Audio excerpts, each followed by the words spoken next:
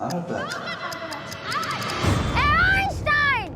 Albert, I am scared. It may not be safe for you to remain in Berlin. We're not going anywhere, Elsa. And I will not sit by and wait for fascists to kill my husband. Dr. Einstein, you have a history of controversy, which calls into question your loyalties. My loyalties? The past, present, and future is but an illusion. People say I am a genius, that it all came easily to me. The truth is, the only way to be a true artist is to work day and night. Lose yourself in it completely. Those were scenes from the hugely celebrated National Geographic series, Genius Einstein and Genius Picasso, respectively. My guest played a crucial role in lending both the authentic sartorial edge that won her 2 consecutive Primetime Emmy nominations in 2017 and 2018. Sonu Mishra has since been riding high, costume designing for major feature film and television projects around the world. Ever since this Mumbai native graduated from Sophia College with a degree in fashion design and moved to New York as a 19-year-old in 1989 to work in the wardrobe department at the Roundabout Theatre Company on Broadway and at Odds Costume Rentals, she has not looked back. Now living in Rome, Sonu is routinely offered prestigious costume design assignments. Having worked as a wardrobe supervisor for Martin Scorsese's The Gangs of New York early on, she has designed costumes for Apple TV's Shining Girls, AMC's fantasy miniseries Nosferatu, and several episodes of NBC's Crossing Lines, as well as Fox's Prison Break, apart from several movies. Sonu Mishra spoke to Mayank Chhaya Report from Rome about fashion and fabrics and things in between. After we last interacted, 2 Emmy nominations for 2 remarkable projects and 2 extraordinary individuals, Einstein and Picasso. How has your life changed since then? I feel like after we did the 2 geniuses, I worked on the 2 geniuses, I felt like I was more open creatively because the first genius had never done anything like that before in my life, like that big and that extent, and shooting it back to back and going back and forth in time. So it kind of expanded the creative mind.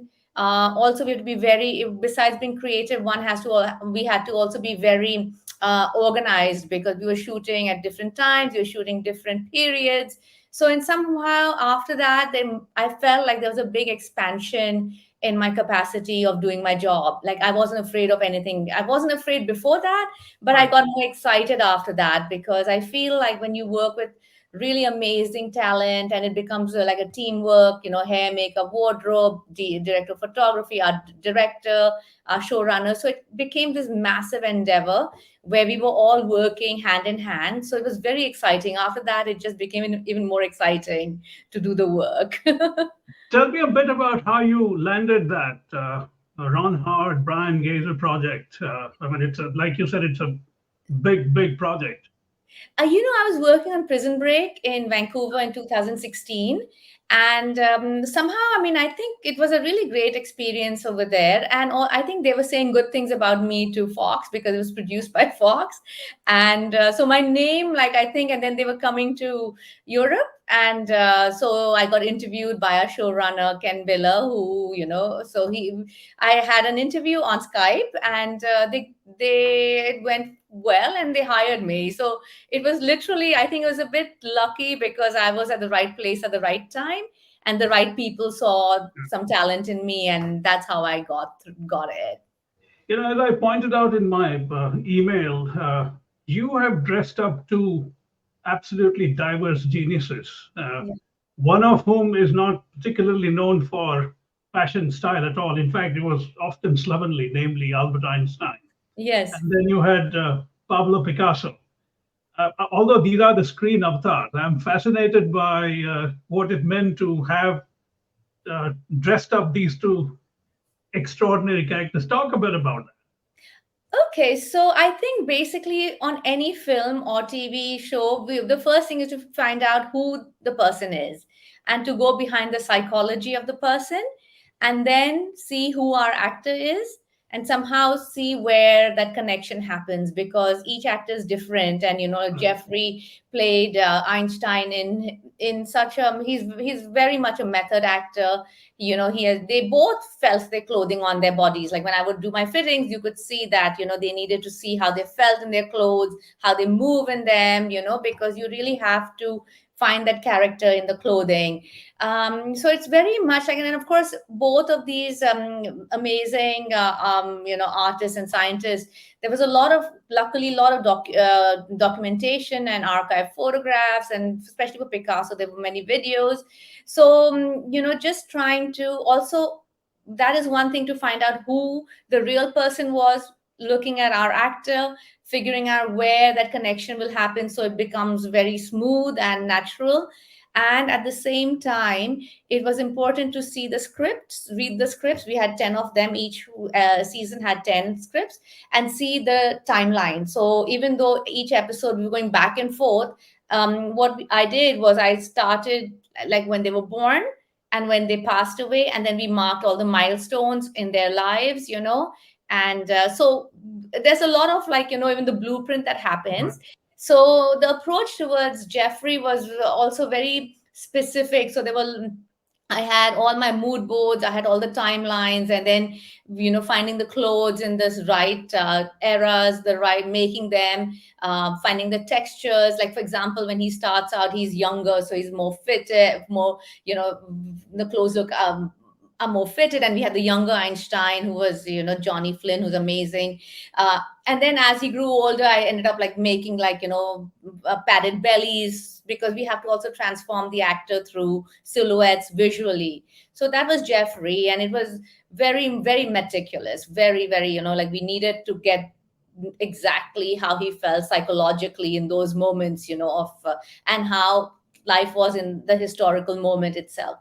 While Picasso was very different, because he was the very self-confident and almost like a matador, and this very bigger than life. And Antonio's he's very precise and very much into acting, but he's fun, and he is and also I think the show was a lot more joyous and artistic. So Antonio was for example, in the morning, Jeffrey, he knew all his lines. He'd be very, very prepared, while Antonio could also be dancing and listening to music. So it was a different approach. So I'm sure if Antonio had to play a strong, a character who needed to be introverted, I'm sure the energy would have been different in the morning on set. Can't promise. But so there were the two different energies, of who we were trying to portray and the actors who embodied those energies. A thing that strikes me is Einstein was a very interior Yes. life, very inward focused, very almost reflexive. In contrast, you had this flamboyant matador in Picasso, who was completely externalized, almost in your face, unapologetic about who he was. I don't want to overanalyze it, but do you think that kind of personality contrast would have played any role in the way they dressed up themselves?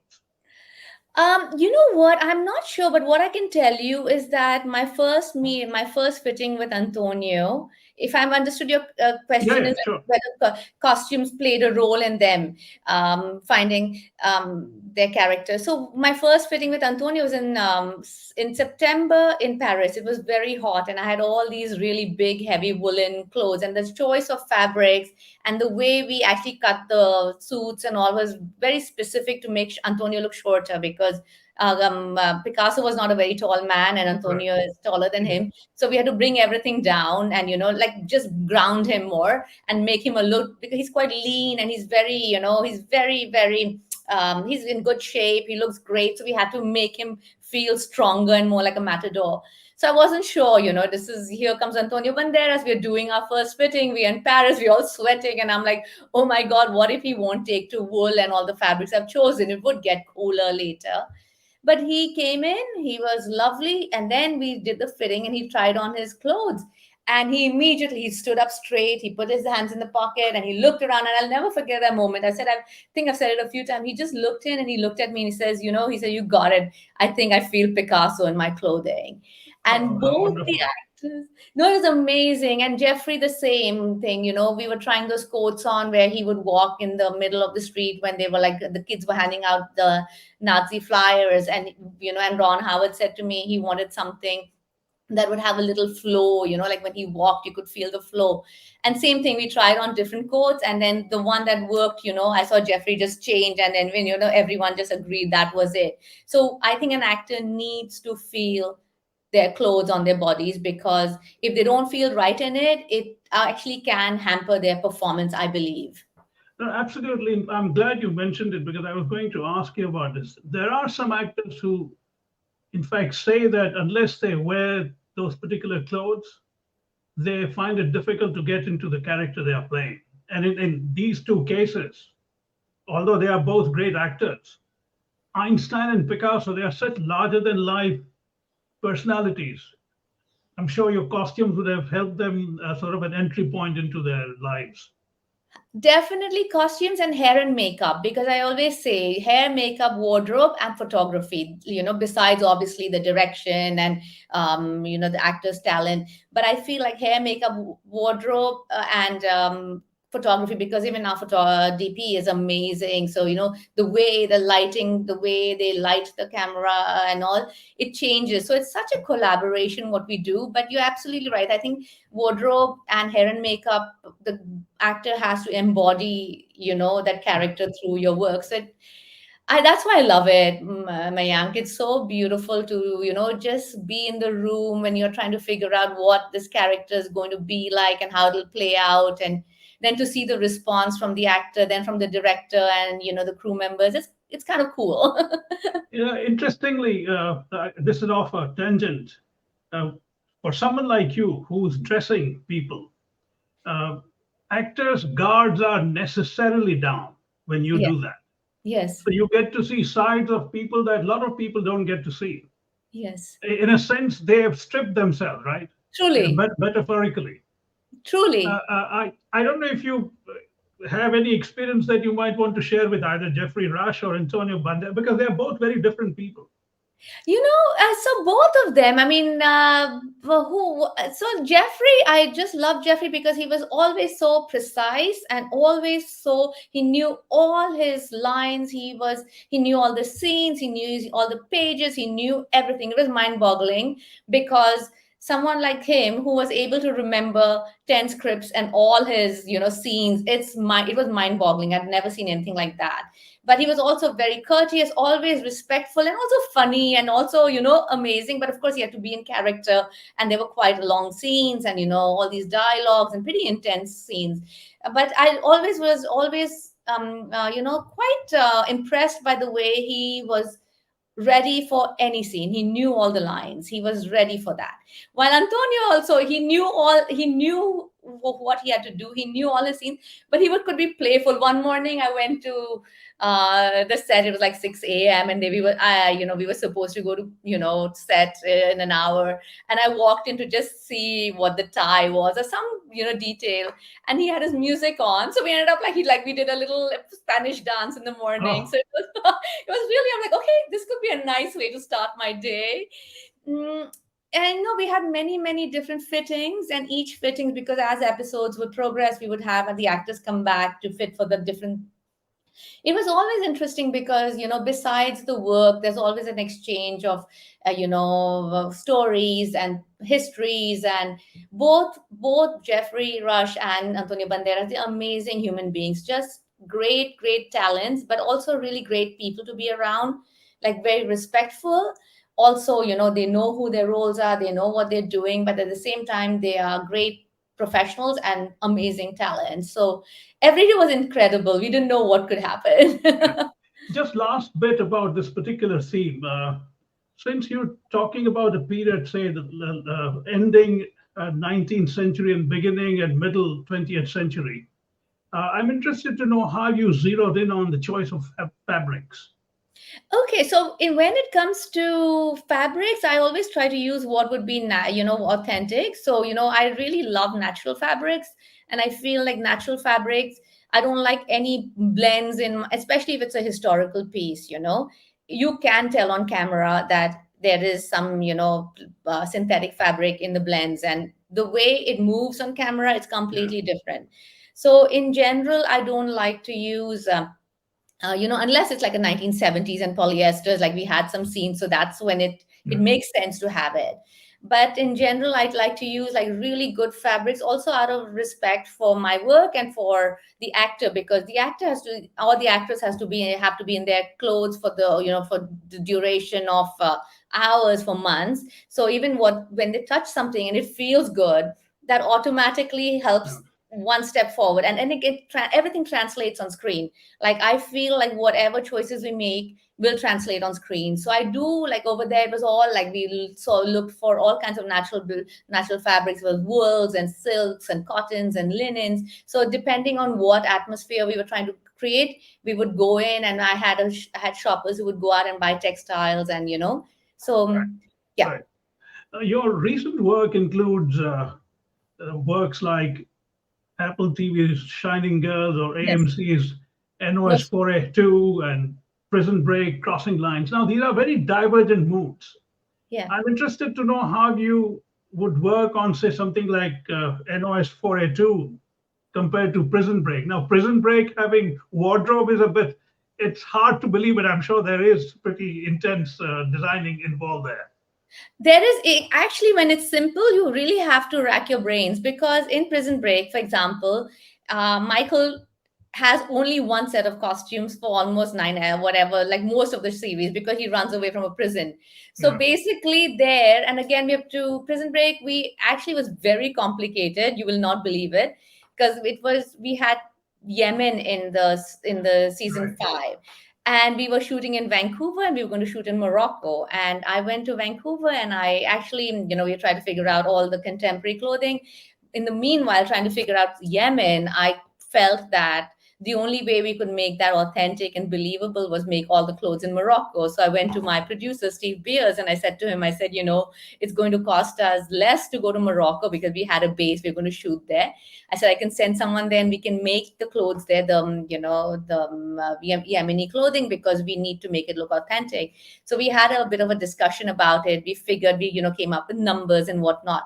So actually, my assistant, Martina, she went to Morocco. We set up a team, and we ended up making all the garments there, and they looked so great, because we had to shoot Yemen in Vancouver. And day one, when we were shooting, it felt real, it felt authentic, because it was. And then we also had video tutorials, because all the dresses were Canadian. They had never done headscarves or any of that.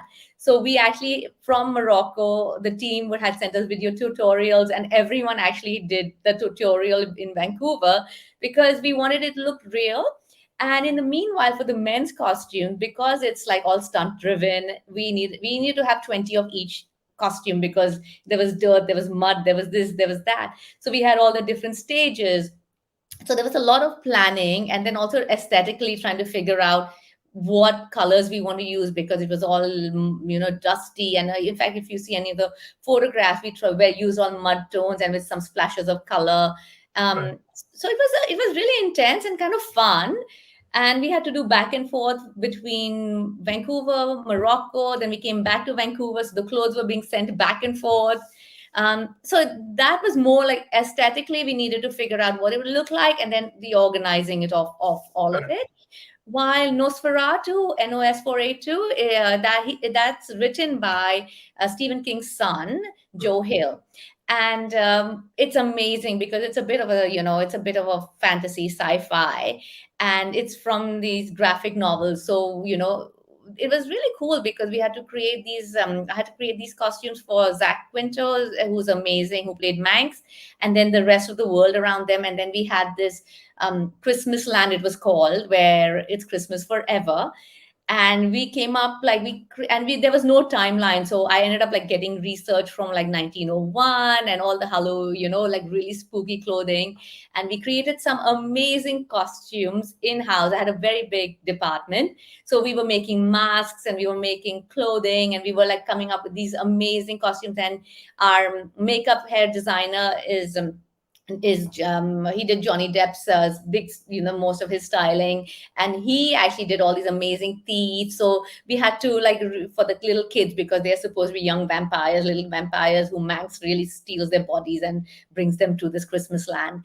And costume wise, it was so much fun because we created everything in house. Like we made all of Charlie Manx's clothing, we made the Millie Manx's clothing, we made all the Christmas land children. So even there, the set designer and I worked very closely in colors. How do we do it?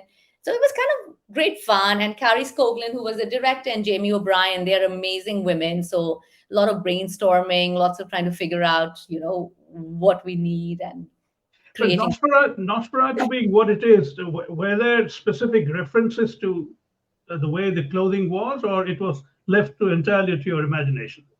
For Charlie Manx's clothing, we were inspired by the graphic novel, but then what I Okay. did was I ended up like taking it and modifying it. We actually ended up like building the costume. We took authentic references of the chauffeur's uniform from 1934, but what I did was with my head tailor, we ended up like making mock-ups on the mannequin and changing the shape. So it kind of reminds you of the past, but at the same time, everything was modified to create its own lines, let's say. Right.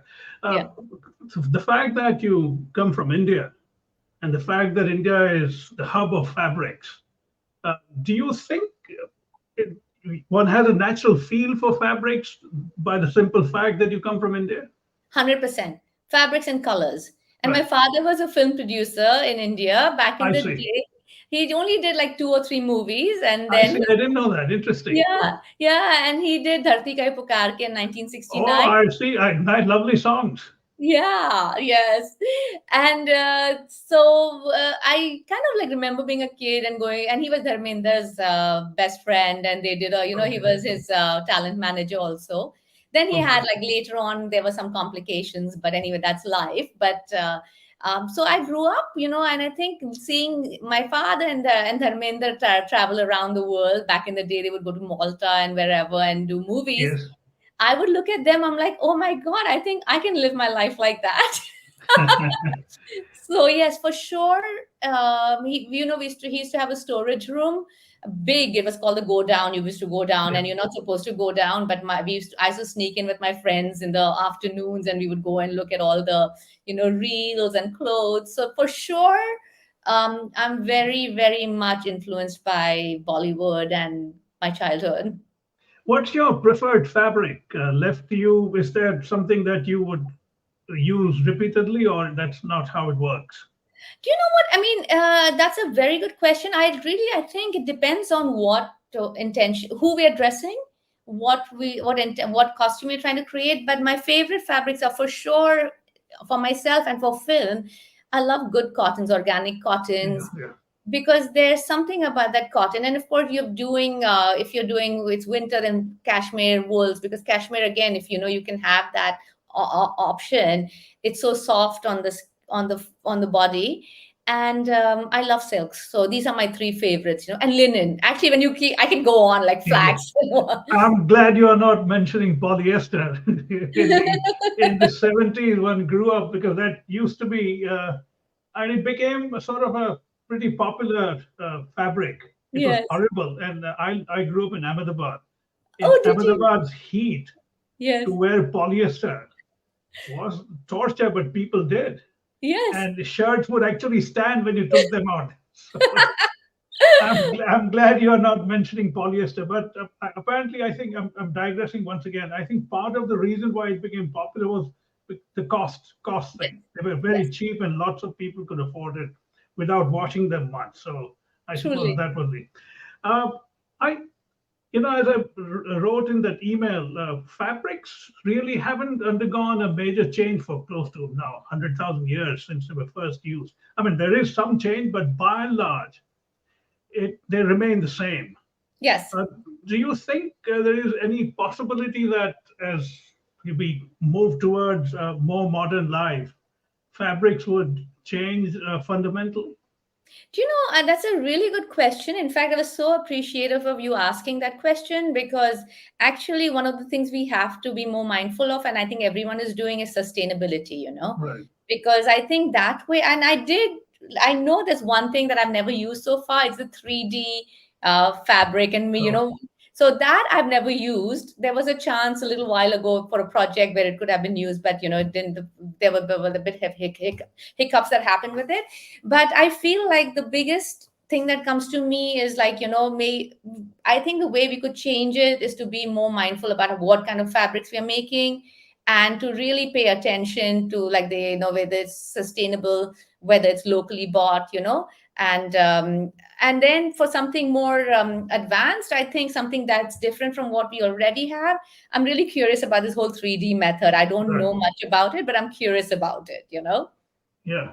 Looking at your work, it's obvious, it's pretty clear that you have almost studiedly chosen not to work in India. Is No, that a conscious? Sorry, go ahead. no, go ahead. No, is it a fair thing to ask, or you? It's just one of those things that has happened. That just happened, I think, Mayank, because I feel like if I could get, I mean, I would be happy to work in India. It's just that the way life takes you, it might happen. You never know. Yeah. So But recently, I mean, there was a release of Karan Johar's film, the Rocky and Rani ki whatever Prem Kahani, something. The reason I'm mentioning it is because I'm personally, I've never watched a single Karan Johar movie, and I'm not saying it I'm just saying it as a statement of fact.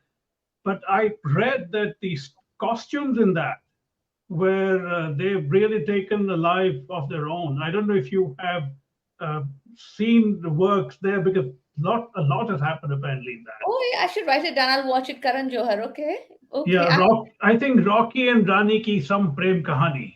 okay, Uh, Rocky and Rani. I'll write it down. I'd yeah, love to see it. it's one of those resplendent, glorious in this movie. But Yeah. the costumes are really, I mean, I saw it, they are stunning. Wow. Maybe you should check them out. For sure. Yeah, I yeah. would love to work in India. If the opportunity arises and something works out, it'd be fun. It'd be great fun to do it. I'm surprised people haven't reached out to you, because you have an international profile. One would assume that given the OTT and other works, how come I don't know. I don't know. It hasn't happened so far. I nothing. I don't know. Maybe because it's just like the way life takes you in a different right, direction. I think yeah, it's just like my flow has been towards the West. Who right, knows? Now I might go. yeah. I do go back to India, but it's mostly to see my family, and my family lives in Bombay, so I go back there. Who knows? Anything is possible after you've mentioned it. Who knows? Indeed, indeed. Who, according to you, are the best clothes horses, both among male and female actors? See, that was another great question. And for female, I always think of Kate Blanchett because she has this amazing way Blanchett. of wearing her clothes, which, they're extremely stylish, but she makes them look easy and are completely at ease in her clothes. She can be stylish, but approachable, which is, I think, the main thing to be. You don't want to be so distant that from the person, when you become so aloof. In fact, she wears her clothes and she wears these beautiful clothes, and she's very approachable, it seems. And for men, I think, of course, Ryan Gosling is known for his style, and I know from the young ones, it's uh, uh, what's his name? Sorry, I'm so sorry, I just had a flash. Then, of course, I love Jamie Foxx and Danny Glover. I was trying to think of. Interesting, interesting. Yeah, Again, I bring you back to Mumbai. yeah. Perhaps the best clothes horse in Mumbai of all time to me is Jackie Shroff. Uh, Absolutely, I still love his movies. I love Jackie Straw. he can carry off. It's astonishing what he can carry off. I mean, in fact, I would go to the extent saying that I don't know of too many male stars internationally who Yeah. could drop the clothes the way he does. Yes. Even that little boat cap that Yes. Maharashtrians wear, Yes. when Jackie Shroff wears it, it becomes. I mean, it has swag. I mean, 100%. Yeah. And you know who I used to love was back in the day in the 70s, because all my movies I've remained in the 70s. Parveen Babi was so beautiful. Oh, she was. Yeah. The other one, with a Even Z. Zeenat Aman. Even Zeenat Aman. Zinat Yeah. Aman. Yeah. Zinat Aman was like really amazing. But Parveen Babi, Zinat Aman, they were like so international back in the day. Even Rekha in her own way, like she's Right. gorgeous. But for me, Parveen Babi and Zinat Aman were like the just goddesses, you know. Yeah. Uh, what is your idea of an impeccably dressed man? Do you know what? I thought about that too. You asked some really amazing questions. I feel like when we embody who we are and we find ways to represent who our souls need to be at that moment, because we change through the years.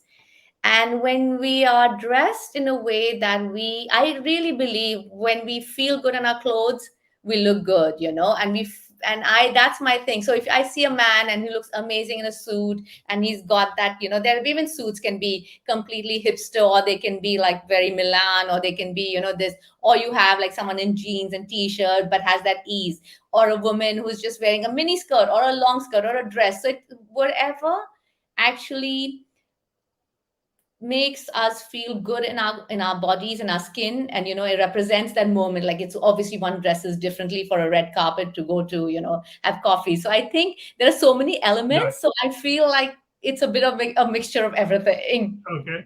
Tell me a bit about new projects that you're working on now, something that you are really looking forward to.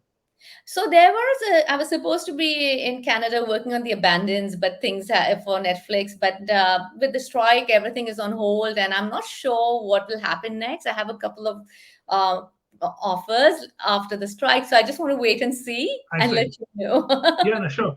In terms of the way you work, do you work as an independent company? Do you work as an independent professional? How does one contract you? It's like project by project. So I'm with an agency in LA with APA, Okay, and it's a talent agency. So usually, you know, we do our meetings and then we come up with our deal. You know, so it's for the project based, basically. I see. Do you have a very impressive proven record of having worked in so many projects? I would like you to talk a bit about how young women in India, I'm saying specifically young women in India, who may be interested in pursuing not necessarily abroad, but even within the country, costume designing as a career option. What kind of tips would you offer them? I think we have to. Now, again a great question. I feel like it's very important to start studying. Besides studying, get work on sets, even if it means you're a PA or whatever. I think so. There are two aspects to costume design. The one is the creative one, and then the second one is how you actually have to get the job done. Right. So there are two. I'm just giving you a few ideas and just a general vision. There are people who are creative, who like to work in the tailoring room, who like to make costumes, who are part of like the creative process, who like to go shopping and all of that. So that's one side of the costume world. The second side is where it's more organized, where you have to be on set, you have to, you know, be precise, you have to go be on time. You're the set person, and you're in charge of showing up every day, having the right costume, being on in front of the camera, making sure that the clothes are exactly the way the designer wants it to be. And then, if you know, so there are two aspects to it. So first we need to figure out because I whenever someone comes to work with me, I'll always ask them, where do you feel better, working behind the scenes and creating costume, which is, you know, it's all chaotic and crazy, and then set is where it's very precise, you have to show up, you have to be there. So there are two kinds of mindsets that one has to figure out where you belong.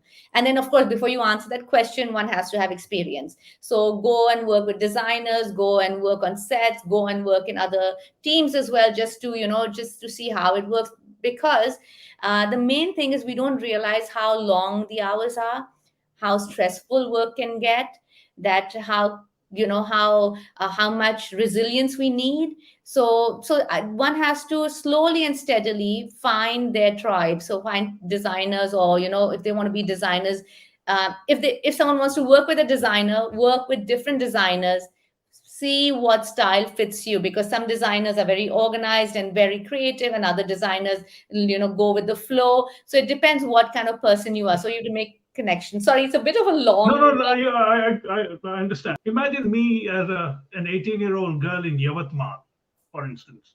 It's a small town. My perceptions are small, and yet I have international ambition as a designer, costume designer. Give me 2-3 tips, which are simple tips that a Yavatmal girl, 18 years old, will understand. Okay, in that case, get a job on a set and Okay. take courses, Okay. study. So I say, and then Sure. and watch movies. Okay. So these are the Interesting. three. Yeah, because you need the vision, you need the inspiration, visuals, seeing what. So watch films, see what you like. Visual, you need to know that. Get practical experience on set, because then you'll know that. And then study, go and take courses. So then Okay. you'll learn the tech. You'll learn the all the notions behind it. So all Okay. three. Just last couple of things. One is what is the difference between designing for a feature film and designing for a series? And the reason I'm asking is the sheer duration. The time span is different on an OTT series. There's evolution is of a different kind in character. So tell Very. me, yeah. So basically, for TV, it's for film. Let's start with film. Everything is bigger than life because it's all on the big screen. So the detail, it's very detail oriented, because you'll see the socks, you'll see the cuff, you'll see that, because on the big screen you have to pay attention to everything, every detail. And it depends. And also, like you said, it's so for a shorter duration. So all the energies go into making sure that the stripe on the shirt, you see everything on the big screen.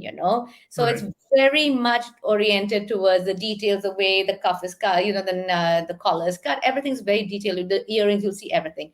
While in TV, you have to make an impact, you have to get the atmosphere, you have to get the what's happening in that scene, whether it's a sad moment, it's a happy moment, it's a moment of tension. So we work through silhouettes, colors, shapes. So I think, and then you have to work much faster. So you have to also be really quick at reading the script and understanding whether am I going to see Mayank only this much for the whole thing, or is he going to get up and walk out of the room? So, of course you want to dress the actor from top to bottom in the best way, but also you focus more on what's going to be seen on camera. And I think I use silhouettes and colors to create that makes a big impact. For example, if if it's raining and there's this tension, then we'll work with the background also saying come in with darker colors, so you create that atmosphere. And instead, if you want to show this joyous moment, you will show it like with color and silhouette. While when on big screens, you have to be careful, like the last person in the back will be maybe seen properly, because just the way the camera works. Any interesting recommendation for movies memorable for their costumes? Oh my God, great. The Age of Innocence is one of my favorites, Okay. because that is an authentic portrayal of, and then Gangs of New York, of course, which I worked on with Sandy Powell. But the Age of Innocence, I loved it because it's so beautifully shot, and Scorsese really took his time to show all the details. And there's this slow way of shooting it where you see clothes and hair and props. So I think if someone's studying film, they should watch that movie.